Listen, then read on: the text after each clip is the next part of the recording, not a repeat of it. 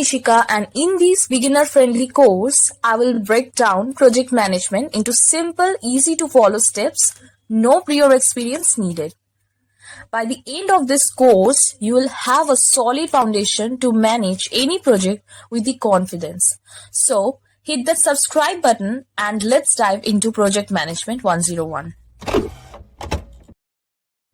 How do you define a project?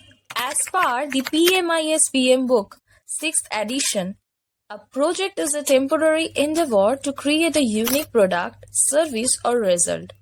The transient nature of project indicates that a project has a definite beginning and end.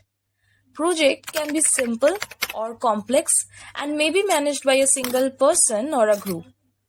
Projects are often broken into small tasks to utilize team strengths and increase productivity. So basically, in project management, a project is a temporary endeavor undertaken to create a unique product, service, or result. It has a defined beginning and end, specific objectives, and requires coordinated efforts to meet its scope, time, cost, and quality constraints. What is a project charter? Project charter is a short document that explains the entire project. It includes the project's objectives, how they will be carried out, the stakeholders, identification of risk, advantages of the project, and the budget. Project charter plays an integral role in planning the project, as a plan is used in all the phases of the project lifecycle. What is project management basic concepts? So, the first thing you need to know is how do you define a project and what is a project charter, which we already know. Also, a very important question is, what is project life cycle? So, the project life cycle involves series of stages or phases that a project undergoes from the time it begins to the time it is delivered. There are 5 phases in a project life cycle. They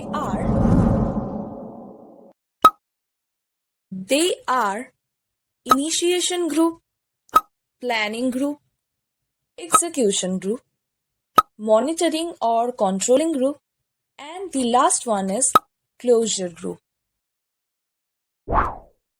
First of all, we talk about the initiation project group. During the initiation phase, the creation of project charter, the appointment of a project manager, and identification of key stakeholders will be made. These can be the initiation of the project as a whole or a stage or phase.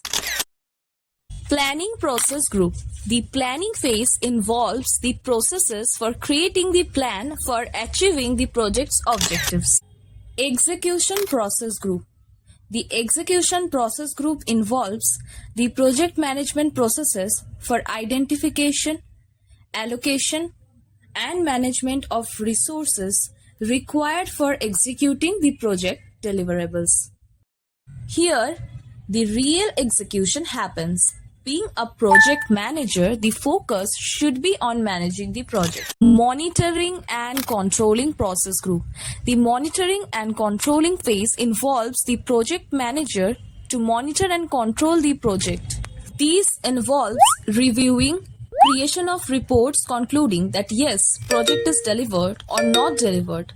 Identification of the deviations, initiating with a change request for corrections. While doing the monitoring or controlling, we will validate what is against plan, what is being delivered. Once the acceptance happens, then the project moves toward closure. So, effective monitoring equals to successful project. And the final project group is closure process group. The closing phase involves the process required for formally closing the project, where everything including what went wrong and what went right all through the project is summed up.